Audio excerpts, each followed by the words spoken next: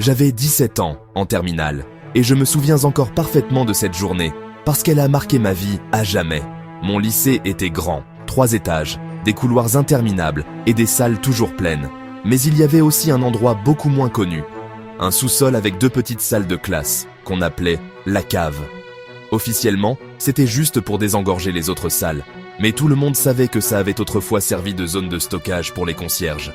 L'ambiance y était lourde, comme si les murs gardèrent en mémoire tout ce qu'ils avaient en vue. Quand il n'y avait personne, c'était vraiment sinistre. Ce jour-là, j'avais cours d'astronomie dans l'une des 2 salles du sous-sol. On avait un petit contrôle, rien de compliqué.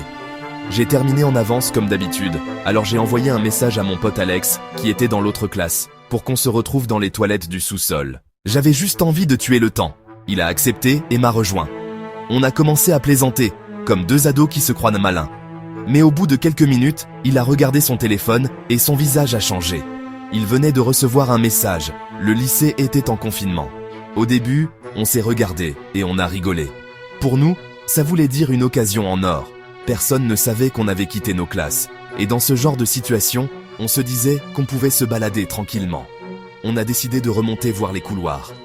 Mais dès qu'on a poussé la porte qui menait à l'étage principal, on a compris que quelque chose clochait.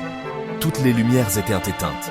Le bâtiment entier baignait dans une obscurité étrange, seulement percée par la lueur pâle venant des portes du hall d'entrée. C'était inhabituel. Normalement, pendant les confinements, les lumières restaient allumées. Là, c'était comme si le lycée tout entier avait été plongé volontairement dans les ténèbres. Alex a fait un pas en avant, j'ai suivi. C'est à ce moment qu'il a murmuré « Regarde, là-bas ». J'ai levé les yeux et j'ai vu une silhouette qui avançait lentement dans le couloir.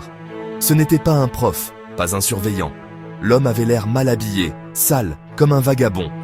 Il marchait droit vers nous, le souffle court, j'ai tiré Alex par le bras et on a couru dans les escaliers pour retourner au sous-sol. On s'est réfugié dans les toilettes et j'ai eu le réflexe d'éteindre la lumière. On s'est enfermé dans une cabine au fond, essayant de respirer le plus discrètement possible. Le silence était absolu, à peine troublé par quelques gouttes qui tombèrent du robinet. Puis, la porte des toilettes a grincé. Un filet de lumière a envahi la pièce. L'homme venait d'entrer. Quand la porte s'est refermée, on s'est retrouvé à nouveau plongé dans le noir. Mais on entendait ses pas, lourds, qui s'approchaient lentement de notre cabine. Puis, un souffle rauque, juste de l'autre côté de la cloison. Il respirait fort, comme s'il était essoufflé ou excité. Alex a eu la pire idée du monde. Il a chuchoté qu'on devait ramper pour sortir de l'autre côté. Mais dans ce silence, même un murmure sonnait comme un cri. Les pas se sont arrêtés. La poignée de notre cabine s'est mise à trembler.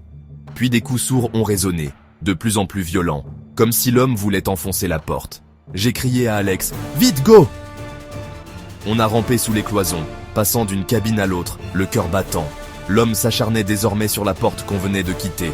On a profité de ce moment pour bondir, ouvrir la sortie et courir droit vers la salle de classe d'Alex. On a tambouriné à la porte jusqu'à ce que la prof nous ouvre. À peine à l'intérieur, Alex s'est mis à tout raconter, à bout de souffle. C'est là que la prof a vu ce que nous, on n'avait pas remarqué. Un pistolet dépassait de la poche de l'homme. J'ai senti mes jambes se dérober sous moi. On aurait pu mourir dans ces toilettes, coincés comme des rats. Un énorme fracas à la porte a fait hurler toute la classe. L'homme était là, son visage collé contre la petite vitre, son regard fou braqué sur nous. Il secouait la poignée, cognait, grognait de rage.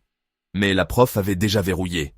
Après plusieurs coups, il a fini par partir, ses pas résonnant dans le couloir sombre. Personne n'a osé parler pendant une éternité. Quand enfin la police nous a fait sortir, 1 heure plus tard, on a découvert qu'il avait réussi à s'introduire dans l'école par une porte de service laissée ouverte. Personne n'a jamais vraiment su qui il était, ni ce qu'il voulait.